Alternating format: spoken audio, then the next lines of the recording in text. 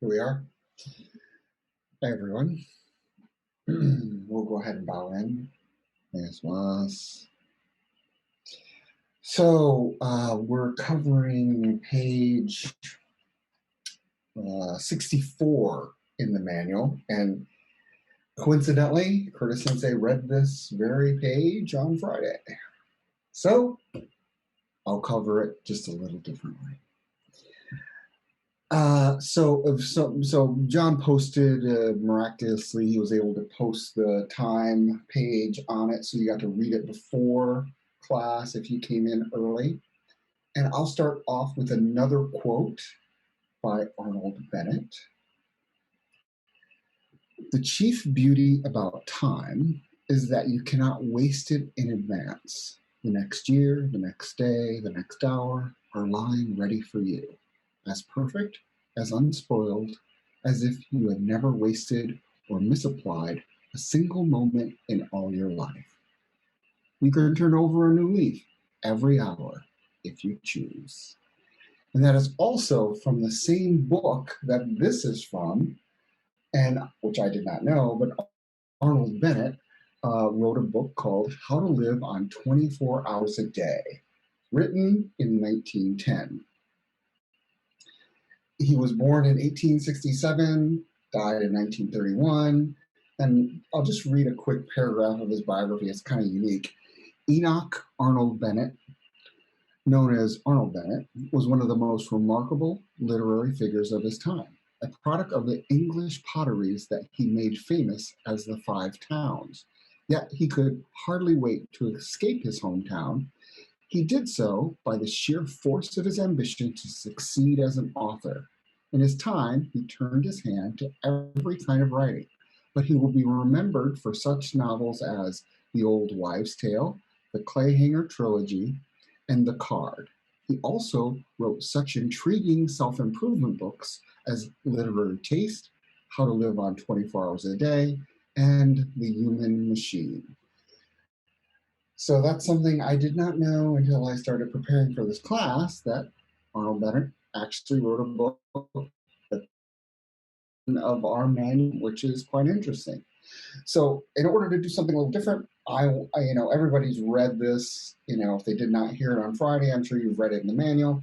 But I asked everyone to have a piece of paper and a pencil or pen. So what I want you to do is just take a few moments here and to write what this poem, this thing, time brings up in you. What when you read that, what do you think about? Like, oh, what does this bring up about you? And we can go around and discuss it because I've got an interesting perspective. I think we can work from. But I want to hear what you guys have to say. So just take a few minutes. I can gladly chat or not while you write. It was really quite interesting when Curtis Sensei, we were talking about on Friday. We had a little discussion group, and I don't know if some of you were there, but if you're not going on Friday, like I just want to give it a plug. It's quite interesting to get in your little groups and discuss things, and then bring it out and talk to Sensei. You can ask a question or not. That being said, there are a lot of people that don't like that style of class, which I find absolutely intriguing because, whether, some people have a situation with time, speaking of such, that, oh, I can't go that long in a class because I got other responsibilities, or maybe the class starts a little earlier for them and they're not home from work yet, as we know from a few people that are working later and later in the day. But there are some people that just don't go. And I noticed that. And I know Curtis Sensei noticed that. In fact, Curtis Sensei and I were having a little private discussion, which was quite interesting, I found, um, about, we have a rule with Udanchas at the Maui Dojo. If they don't go to class, they usually email the teacher. And of course, I'm not requiring anyone. I never require anyone in my introductory classes to do that because it's a beginning class and they're not required. So none of my people on Thursday would ever do that. However, some did. And I noticed tonight I got an email just before we were going on from Phoenix saying, "Oh, Sensei, I'm not going to be there tonight, but I will be there on Wednesday." And I noticed that I don't get very many on, and I never really noticed this until I started co-teaching the Wednesday class with Charles Boyer Sensei. And I said, Sensei, I'm noticing that some of you Dacha are not emailing, the Maui people, not saying other dojos, but the Maui people in Dacha aren't emailing when or texting when they're not going to be there. I find this very interesting because shouldn't they be treating it like a real class? Because for Maui people, this is, Maui students are still paying dues to the dojo and the Udansha there, and we're providing these Zoom classes in lieu of having regular classes. So I kind of mentioned that to Sensei, and he said, "Yeah, I feel the same way you do, Tracy, but let's not push that." it was kind of my old self coming out, because I used to be a terror with that kind of thing. Discipline type stuff, hey, you're not doing that? What's going on with you? I used to be just absolutely horrible. I've lightened up later. But even now, I'll have a little quick flashback to that. And thank goodness Curtis Sensei tames those down a little bit. Otherwise, I'd probably be completely unbearable. With that being said, I think I've given you guys enough time, hence what we're talking about today, to write down just, a sentence or two of what this brings up in you. And I didn't want to read it again because it's quite long. And I thought by John putting it up in the chat area and prior to class will give you guys a sense of just to reread it if you needed to, and just see what it brings up with you. Because I never, Friday's class, was about wasting time, about wasting your teacher's time, or wasting anyone's time, no matter when you show up late. By being late, you're wasting the other. And Suzuki Sensei was, a stickler for that. If you show up late, you are wasting your teacher's life. That time that they have, that they set aside for you, is wasted. And you may think that if you're in a group class, oh, it doesn't matter about me because there's other students there. But, one thing the Sensei kind of mentions, and he says this a lot, and if your attendance changes the class. So when we have certain students here, you'll notice if I have other people come in, you'll notice maybe the class will be a little different just because of their presence. And everyone is like that. By you being here, you're making the class the way it is. I would maybe teach a little different. You may say something that might spark something in me to say, "Oh yeah, what about this?" Or you may ask a question that somebody else is wondering about. And that goes for actual physical classes too. Just your participation in the class when we're doing Aikido or doing key testing or exercises changes the class. And we don't realize that. We think, oh, it doesn't matter. But it does. Everybody brings something to the table when we're interacting like this. So, when people talk about, time and not having enough of it, this paragraph or two that's written in the book talks about that. Everybody gets the same amount, can't buy it, can only waste it, So with that being said, I'd like to talk to some of you folks, and maybe we'll start off with Myrta. How are you this morning in Germany? Very early this morning. Good morning from Holland, Sensei. Oh, you can't hear me? Wait. Oh, sorry. Good morning, everyone. Good evening, everyone. Thank you for this opportunity, Sensei. I used my first 15 minutes awake this morning, struggling against being here, thinking, what the something? I don't want to get up. This is far too early. Why should I be the only one from Europe getting up? It's not even my dojo. There have been so many other dojos that I have Zoom classes from all over the world. It's too much for me. I'm not going to choose between all these Zoom classes. And then I couldn't stay in bed, so I'm here. But a little late, Sensei, sorry. That's what happened to me this morning. That's great. I'm glad you're here. I mean, it's good to have. I really enjoy having the European contingency in these classes, just because it gives it a new perspective. Like you'll notice when some of the teachers, like Toby Vogel Sensei, was in more of the classes, how it kind of changed the course of the classes, even with Sensei's classes. It was really good having them in, and you know, you sharing with us that you were kind of fighting with yourself this morning is revealing, because we all fight with ourselves. We don't practice Aikido with ourselves a lot. We tend to judge ourselves too much, too harshly, or give up too easily. And those things come about in us, and it says a lot, that you're here. So good for you. I'm so happy. I'm sure everyone else does too. Did you get a chance to read? You were in Friday's class, right? You were in Friday's class, and then did you enjoy Curtis Sensei's class on Friday? Excuse me, could you repeat that last Oh, sentence? did you enjoy Friday's class with Curtis Sensei? Yes, very much.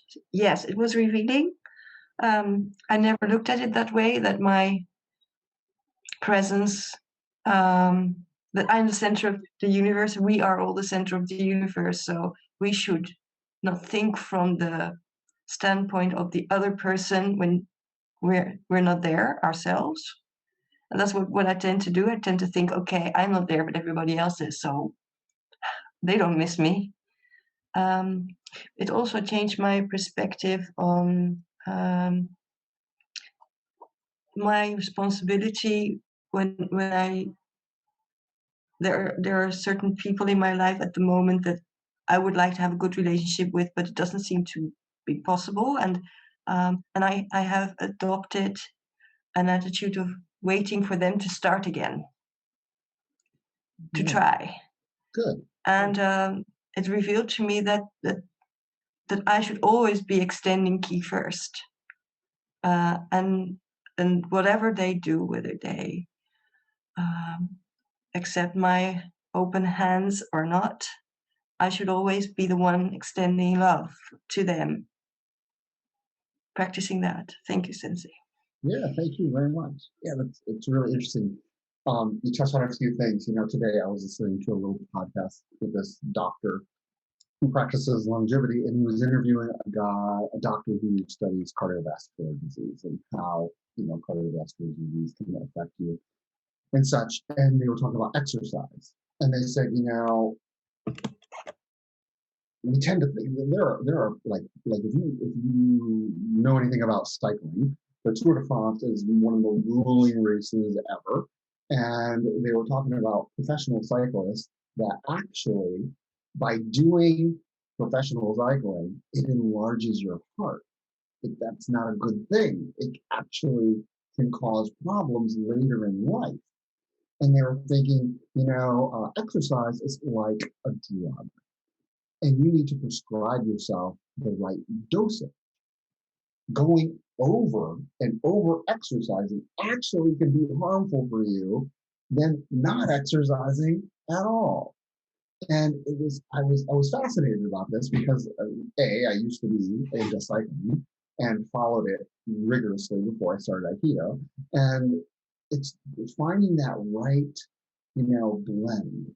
And they did the study, and they were asking, they researched all the different kinds of exercise you could do and what exercises actually helped people more. And of course, it was shocking. Actually, the people who did a social style of exercise lived longer. People who did tennis or golf did way better than people who went to gyms. And that's because when you are socially interacting with someone in exercise, stress relief goes down. And when you have stress release, that actually helps you, your mind body connection. Basically, it helps you live longer. When you are with someone rather than being alone, you'll live longer.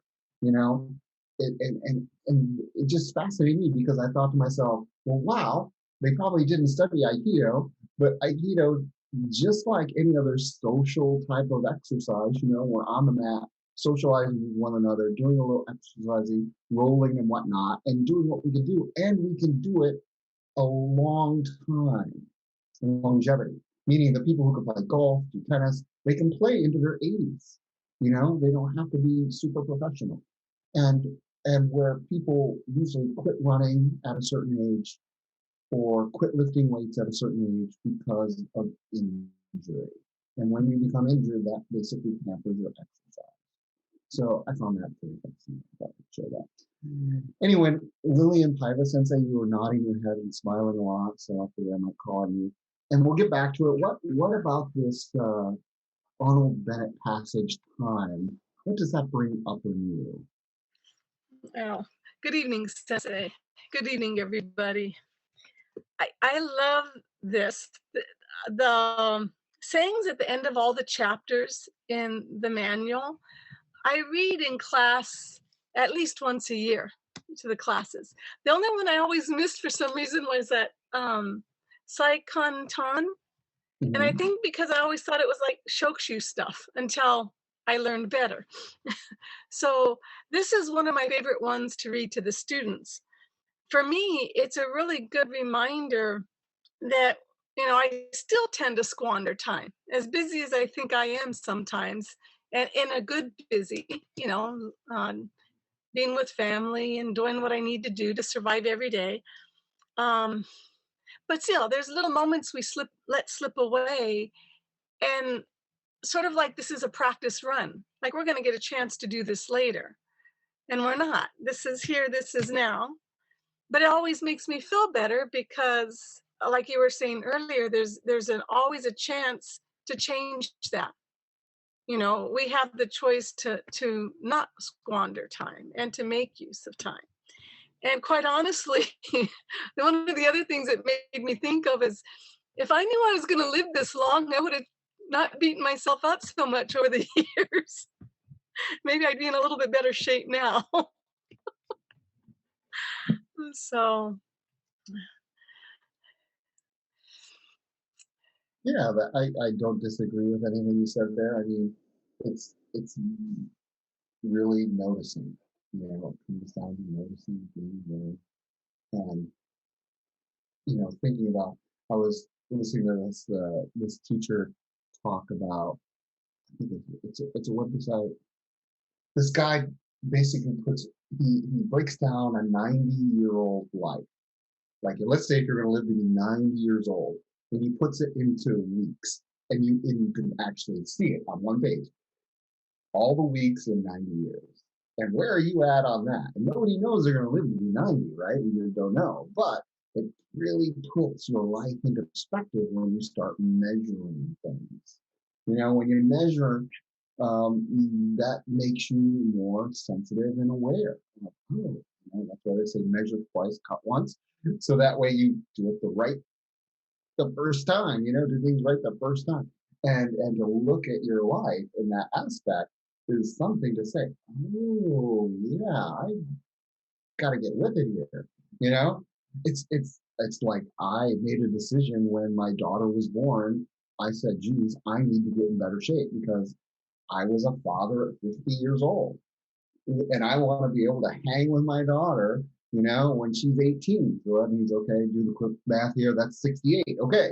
But I'm 68. I want to be able to hang out with my daughter and not be, a liability. I want to be a part of, doing things actively with her because I'm an active person. So I made a point of just saying, hey, I got to get in shape, let's lose 20 pounds. And I did it, so it was just a matter of, noticing it and applying myself. So thank you, William.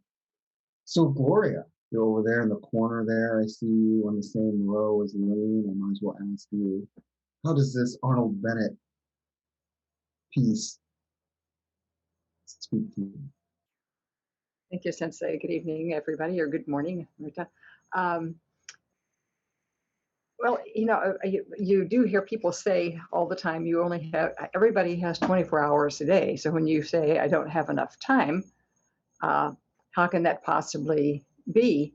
So we don't tend to think of it that way. I think I've noticed that some days, if I have a lot of things that I'm doing, I'm really involved, time seems to go by very quickly. And other days it goes slowly. It's not necessarily when I'm wasting time. I'm good at that too. And there are days when I just really feel like not doing anything, and I occasionally give myself a day to not do anything significant. But if we have things that we want to accomplish, then it becomes more important that we look at how we do use time. Now, I loved his statement is that you can't waste time basically in advance. You can't waste tomorrow. You can't waste the next day, whatever. You only can waste what is in front of you. So it's a little bit like food. You've got food in front of you. You can waste it, or you can eat it, or you can put it away and have it later. But you can't waste it. You can't waste tomorrow's food unless you're just tearing up your garden or something like that. So it's always interesting. And then there are people who say there is no such thing as time, which is really mind-boggling. That there's no present, there's no future, there's no past. That's just the way we kind of keep ourselves sane, because we need to put it in some little pocket to think of it. But if you do spend much time thinking about there's no such thing as time, it does kind of play with your mind, kind of like thinking of infinity. What is it? Doesn't end. How can that be? All that kind of stuff. So I think we tend to be careless about time, and maybe we aren't encouraged enough to think about every minute. And Nalwai Sensei was very fond of saying, all you have is now. And as soon as you say now is gone. So it's like now. You can't go back and repair the previous noun, and you can't take care of the future noun. So it's all right now. And I think it just has to do with how much we focus on what we are doing as to whether we use time well or not, or if we take a vacation and let it kind of fly by. Right.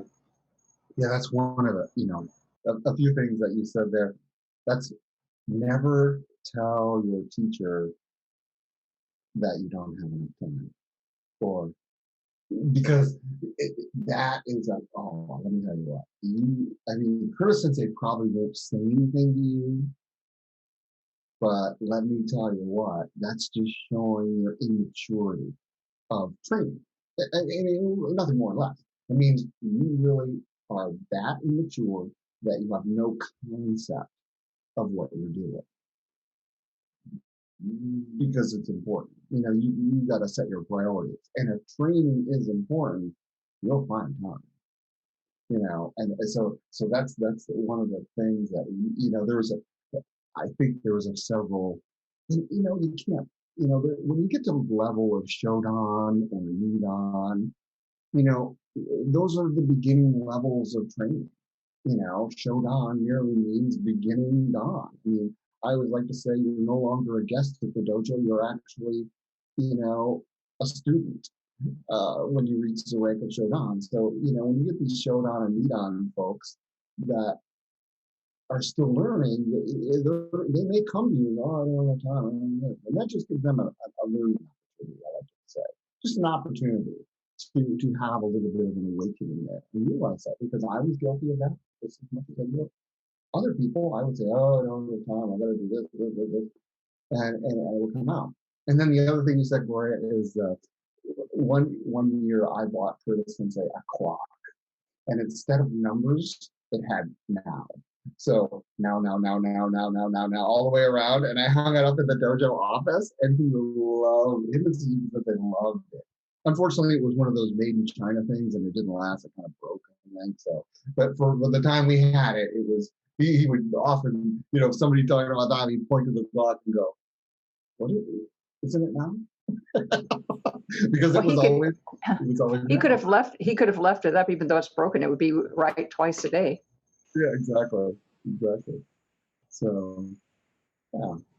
So, John, you're in the same row as Gloria, so I might as well ask, what does this piece by Arnold Bennett bring up in you? I think about how like time is flexible in a sense. It speeds up and slows down for the perspective of me. Like I guess when I practice meditation, I feel like time like slows down. And then I feel like, oh wow, we can kind of control time in that sense. But I guess we're just paying attention to what's happening, and so we're able to see the progression. But I noticed that if I'm not paying attention to time, then it goes by very quickly. Yeah, when you're meditating, there is no time. Right. No time. But yeah, I notice The- when I wake up in the morning and I'm very active, I feel like my day is very long. And if I don't start off early, then like my day feels very short. So that's how I feel about time. I mean, in this page, it feels like time is just malleable, and practicing meditation is kind of that control over time, or making us notice time more. Being more aware of the time. Yeah. Okay. Good. Kaomi, how are you tonight? You were in Friday's class. Yes. Yeah, Thank did you you, like it? Sensei. Did you like Yes, it? I really liked it, and I realized I was a little bit defensive too about my behavior. Yes, so I'm so grateful that you covered this topic again, because I had a lot to think about since Friday. First of all, when you mentioned you shouldn't waste teacher's life, that reminds me of Art of Living, written by a Vietnamese monk. I can never pronounce his name. Something Nahan. Yeah, And Thich Nhat Hanh. yes. And he said, life, time is not money, time is life. So it's, wasting someone's time is wasting someone's life. And it's really, it's just connected, these two things. And I also realized that life is, it's not fair. People say a lot, but in terms of having 24 brand new hours a day, life is very fair in that sense. And I think time is more valuable than anything else, more than money, because with the time, if you can use it effectively, you can do a lot. So in that sense, it's a very precious possession, if I might say, that we have, and we can embrace that. And another thing is, I had an actually difficult time adjusting this time concept, because I am from Japan, and Japanese society, it's so punctual, and not only the time, everything is very confined, and sometimes I felt like I'm very constricted. So when I came to the US, and especially Hawaii, I thought it was much more freer. But until I was waiting for the bus here, and I was the only student. I went to UH. I was the only student constantly looking if the bus is coming, because all Japanese bus stops has a exact time calendar, and there's none here. And then even I call the bus, they say, oh, they're just turning the Britannia Street. So what does that mean? I just couldn't get it. I just didn't understand.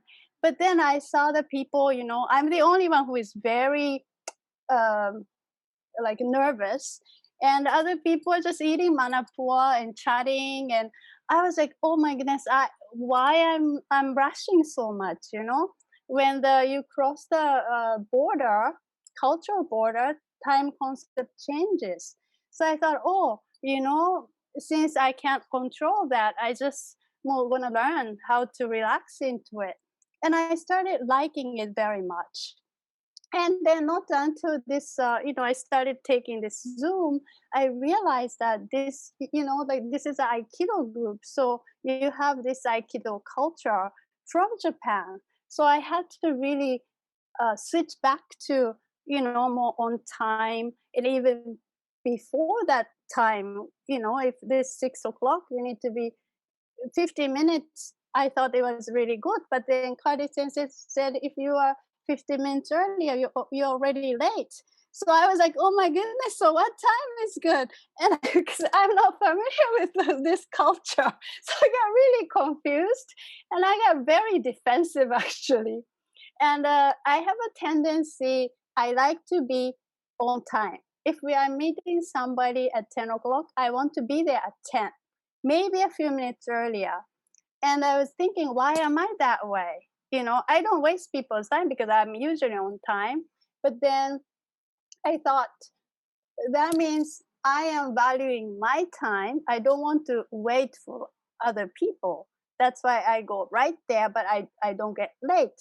But then sometimes when things happen, I'm late a few times in the past. So I actually asked one of my friends who come to the meeting always 10 minutes early. So in my sense, I thought, if I need to respect her time more, should I be 10 minutes earlier? Because I know she's always 10 minutes earlier. So I was very confused. So I just had to ask her, how do you feel about me coming right on time?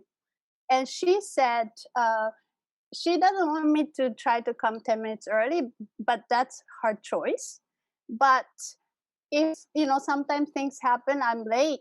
And she said, then she's irritated with me. I never even knew I was irritating her. Only a few minutes, but because she's waiting, so long, she gets, as soon as it hits the time, if I'm late, she doesn't like it. This is the first time I discovered that from her own, true feeling after 10 years, Sensei. So I really appreciate, I really, really appreciate that I'm learning this. And so I thought, okay, I should correct my behavior. So I am gonna make my best, efforts to correct this and learn this Aikido culture, and then, also respect my friends' time as well. That's my intention. And at last, I think when Curtis Sensei said, if you waste people's time, I don't value my own time. So I thought, what does that mean? Then I realized that he said, if you don't show up, and like you said too, the class changes. In my thinking, because I'm so new to this, I'm a beginner, and I don't really know Aikido itself. I enjoy, so I'm very grateful just to be included. So I didn't think that I'm bringing value that much. It's okay for, and sometimes when I say things, because my English, some people don't understand it, and I thought it doesn't make that much difference. So, but I have to rethink it too. I think it's, if teacher says each student is very valuable, and I appreciate that, and I'm going to change it. So so I had a lot to think about. I'm very thankful for covering this topic. It might change my life. but I have to take it seriously. I took it into my heart. I hope I can continue. It's hard Good. to change Good. my habit, but I will. Oh yes, Thank you. know exactly how you feel. And you know, to say something, it's quite interesting because you said that you got very defensive. You know that that class brought up a lot of stuff in you. And I have to say, the first when Curtis Sensei started reading the time thing by Arnold Bennett, I was like, Curtis, don't you realize I'm going to be teaching that on Monday? You're taking my thunder. You know, I was a little bit, I got a little judgment came up in me, and I instantly went, oh, actually, no, he's actually preparing everybody for me because he's going to cover it in his own way. I could never cover it the way Curtis Sensei covered it. And yet I'm going to get an opportunity to cover it the way I would cover it. And together, maybe the students will get a little something out of it that they wouldn't, normally get out of just hearing it one time. Like you said, oh, hearing it the second time actually made a difference and it helped me a little bit more. I think that's good. Yeah, Fincher and I kind of tease each other sometimes back and forth with, after Curtis Sensei's class, we'll call each other, have a little text message. Hey, what'd you think of class? I thought it was good. What did you get out of it? And we always tease each other. We go, yeah, I think I should be Curtis Sensei's translator. I could really do a good job translating his class. So people you guys could understand at the beginning, students can understand. We always get a kick out of that. Anyway, with that being said, Fincher, you're right there next to her. How are you tonight? And what does this piece by Arnold Bennett bring up in you? Well, actually, good evening, Sensei and everyone. It's actually quite conflicting. I love the quote, and I love what he says, and all of the philosophy that comes with it, and it really gives me a sense of freedom. It is all my time, and it's all up to me to use it and to allot it. Because I'm always saying I don't have enough time, and I don't. There is, linearly, you can have just too many things to do in the day for 24 hours. But what I think Sensei is talking about, and you're talking about, is that it deals with priorities. You have time to do anything you want if you manage your priorities. And so that then, in my mind, brings it back to what am I doing with my priorities? How am I living my life? What am I giving up in time without noticing, without really qualifying my allotments? And then that cycles me back to obligations, like we're talking about your teacher and not being on time. And is that giving up priorities to somebody else? So I'm thinking, there's a lot of stuff here. Why should I give up my priority of my day to somebody else, having to be on time for everybody else and not prioritizing my time for myself? Like we talked about in the class, I said, I know people that, they just don't give a rip about anybody else's time, and they'll show up late for everything because they have a certain value for their own time, but not for anybody else's. So it's really, it's a conflicting consideration in trying to kind of fit everything in a pigeonhole here. But I love the quote. I love the idea that, you really do need to start paying attention to, are you devoting your 24 hours to the quality of life that you want to live? And so if you look at it that way, and then look at these other elements, being late for somebody else, well, what quality of a relationship do you want? in that with that individual, and then it changes things. If you want a quality of life and it deals with time, then you need to look at the quality and not the time. Oh, I want time for myself, or do you want time for quality of relationship? So it's really kind of a real deep subject that it's not just a linear right and wrong issue. Oh, these are the rules and I have to follow them. Well, then you're giving up your time to these rules. And then you're back into another wasting of time because you've given up your time to rules. So you know what I mean? So I really think it doesn't necessarily deal with ultimately the rules and regulations. The rules and regulations bring you into noticing things. Oh, these are the rules, and have you been looking at this and you know what you're doing? Oh, no. So then I start noticing. But then I think that has to take you past all of these linear rights and wrongs, and you have to consider, like we've talked about, you have to consider customs and what is the group that you're working with and how are they looking at these issues, and but then you have to ultimately have to start looking at the value of your life as you see it and as you pursue it. So it's really a circular issue to me. And I see how you can get tied up in that. For sure. Yeah. It is, it's you were talking about looking at it linearly and really more in a Shoga style of perception,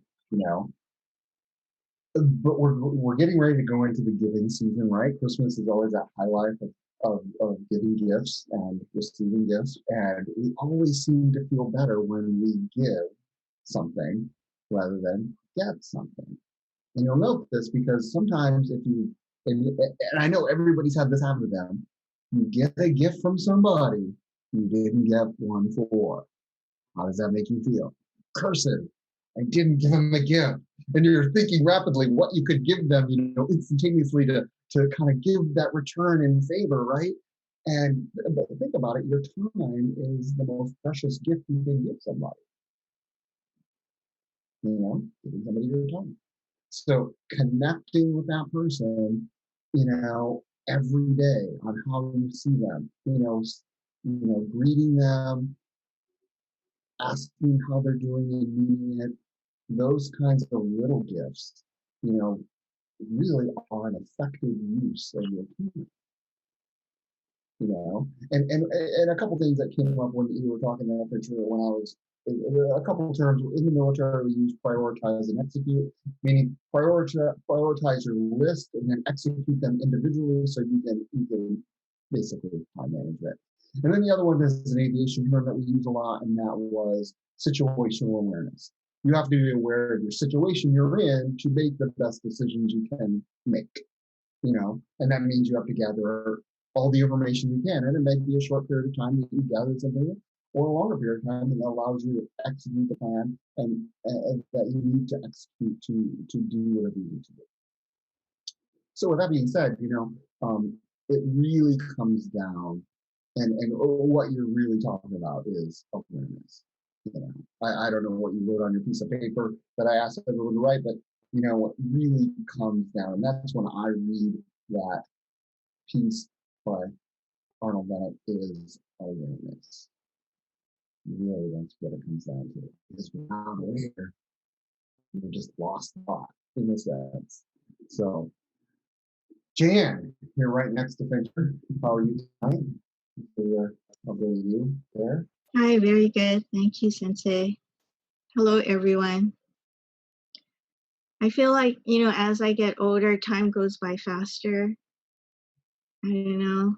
I've been trying to slow it down, but it doesn't seem to slow down. So, on Friday's class, Kayomi mentioned that she went to Boyer Sensei's class on Wednesday, and I had missed that class, and he talked about setting some kind of routine. So I thought maybe that would help me kind of organize my time, and maybe that would leave me more time to, just prioritize it, have a routine. And so then that way I can practice Aikido, do my breathing, do stretching, and rather than feeling like I ran out of time for the day. That's Sure. all. Yeah, and exactly what I said. When I mentioned that the website that takes a 90-year-old life and breaks it down into weeks and shows you where you are in that weeks. The first thing about anything is, write it down. If you write down a schedule, Curtis Sensei has a book that he keeps. He's not an electronical kind of guy with iPads or phones, but he has a far. I've seen it. He's got a little book that he writes a schedule on. And every day he's got a list of what meetings he's got to go to, what he's got to do there, et cetera, et cetera, et cetera. And that's the first thing. That brings about writing something down, brings about awareness to what you have. And that's the first point of actually time management, is writing it down. So you can see it in a different perspective, not just in your thoughts, but actually on paper. So great, thank you so much. Ilaria, you're next to Fincher as well on the other side. How are you tonight? And how does this piece by Arnold Bennett speak to you? Good evening, Sensei. Good evening, everyone. I remember reading this piece in the manual, and it's very inspiring. I really like it. What it brings up for me, though, is that I am just constantly frustrated with myself for procrastinating and having bad time management, because I have things that I need to accomplish by certain deadlines, and it never feels good to put it off and then be stressed out later. So I just feel pretty stuck in that. And I was going to say something else. I do write things down a lot. It kind of helps maybe, but not as much as I think it would.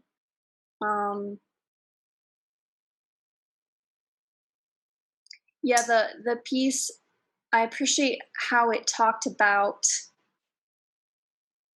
every moment is an opportunity to turn over a new leaf or change your habit or try again. But I feel like, what if I just keep disappointing myself until I die? You know what I mean? It sounds like you need to practice Aikido with yourself. Yes, Sensei. Oh my goodness, yes. Yeah, we can be our worst enemy when it comes to judging ourselves, and it'll come. It's not going to happen overnight. It's just a matter of and that's the one good thing. And you'll notice that this piece is right at the end of the 2 chapters previous, which were breathing and meditation, and then it goes right into this piece of time. Because that's the 2 things that you can do to help you with time management, is to breathe or meditate or both, because that slows things down. I think it does, but it does. Things slow down when you're calmer, right? Everyone's had that incident where they've been almost in a car accident, or they're in the midst of a very high stressful situation, and things turn and they go, well, it was happening in slow motion, right? Because time didn't really slow down, but their perception of it did, because they were acting in the moment for the first time. For the first time, they were in the moment, and they were like, oh my God, this is like everything's slowing down, and people don't realize that. But that's the key, in a sense, is continually practicing your interdisciplinary training, which Suzuki Sensei would go, there is no secret to Aikido.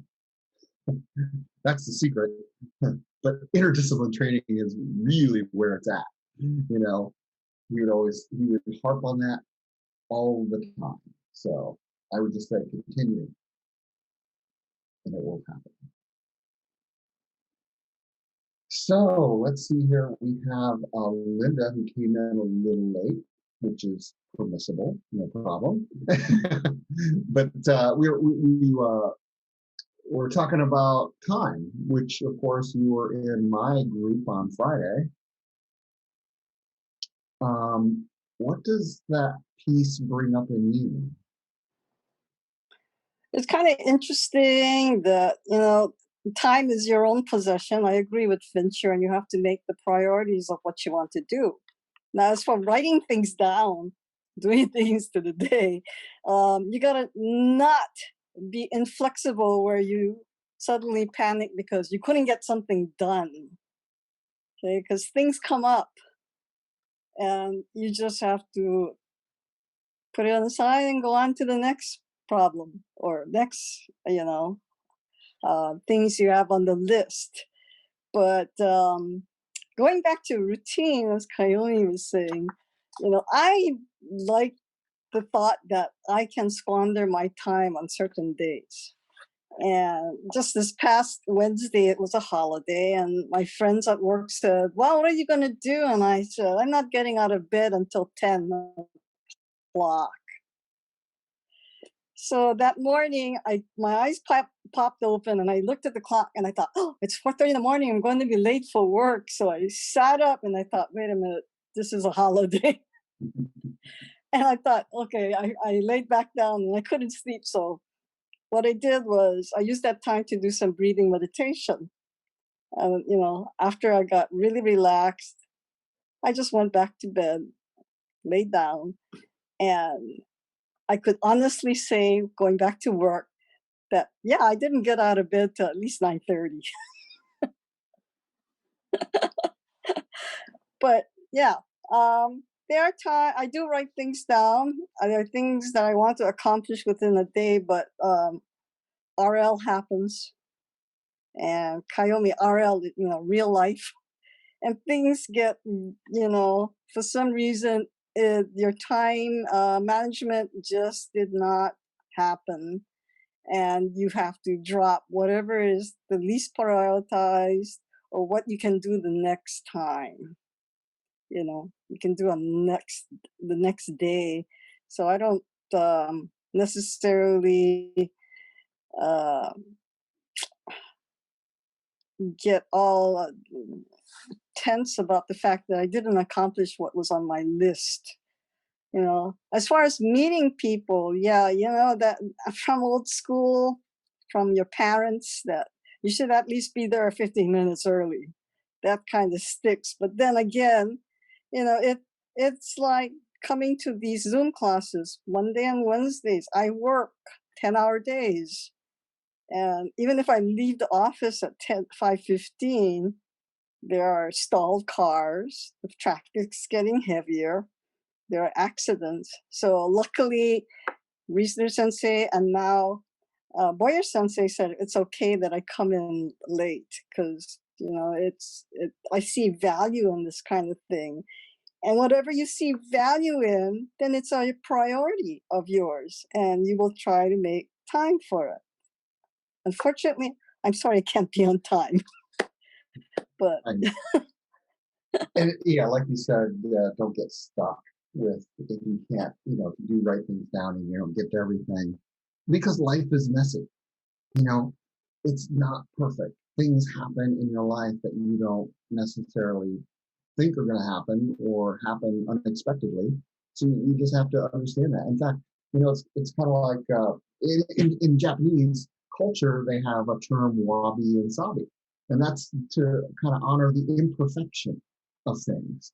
Like they would piece of pottery might get broke, but then they'll glue it back with this gold glue and make the piece look even more exotic.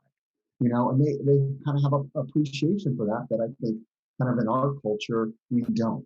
You know, we tend to want things perfect. If it's not perfect, then okay, it's time to get a new one.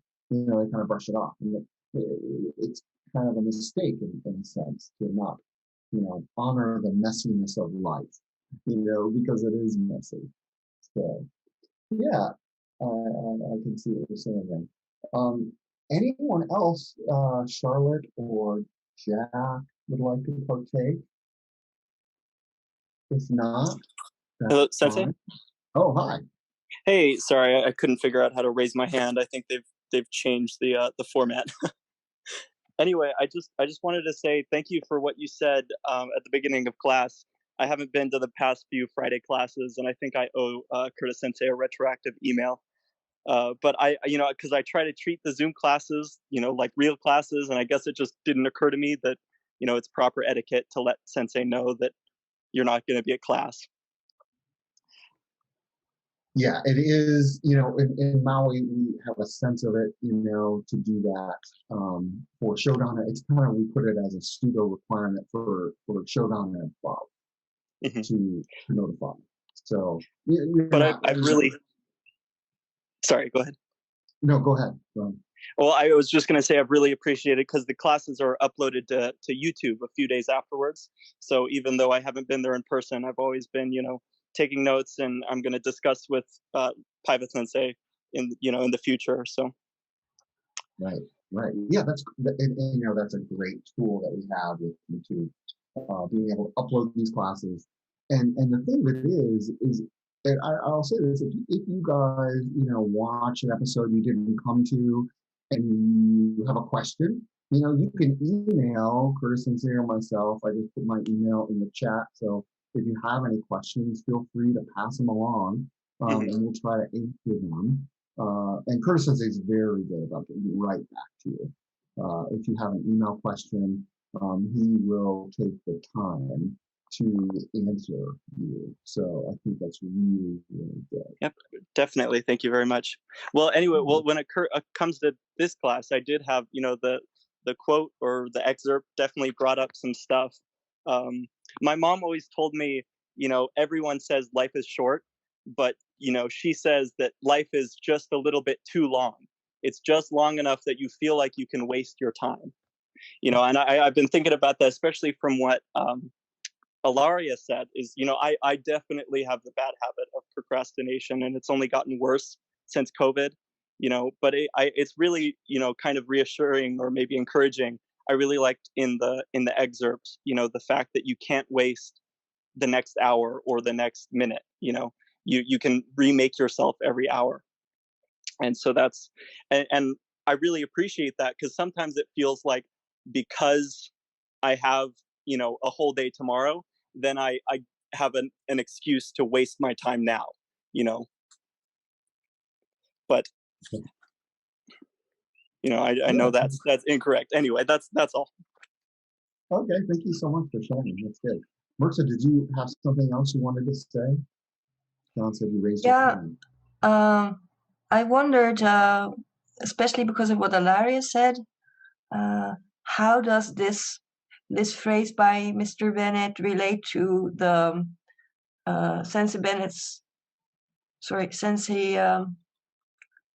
Sensei's phrase that you want to lose the illusion of control.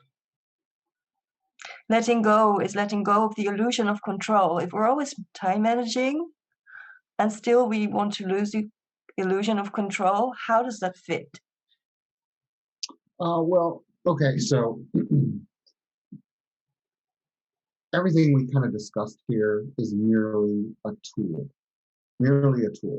So you can get wrapped around the tool and say, oh, well, you know, this, I got to manage my time, but yet I have to let go at the same time.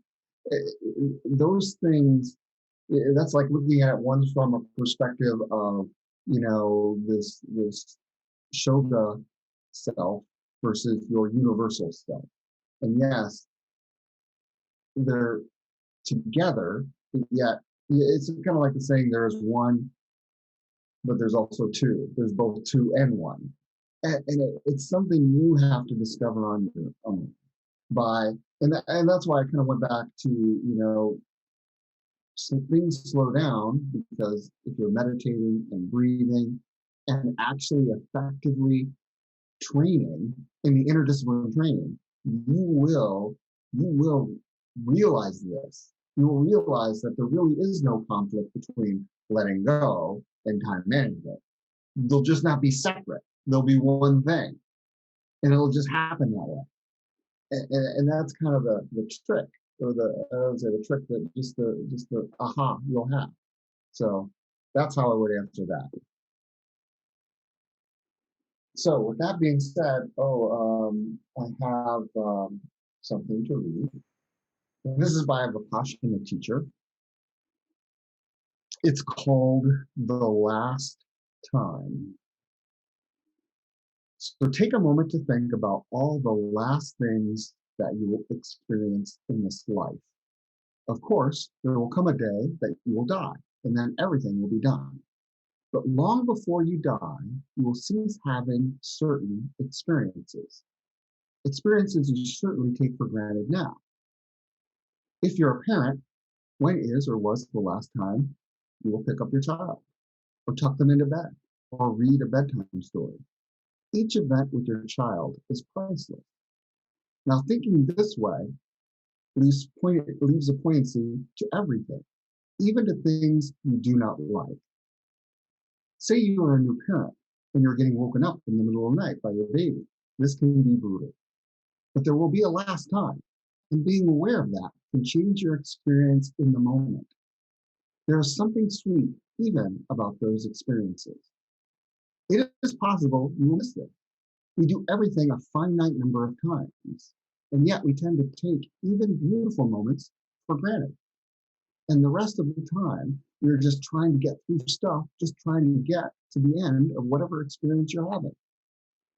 What you can know, however, is that each time you do something pleasant or unpleasant, that is one last time you will do it.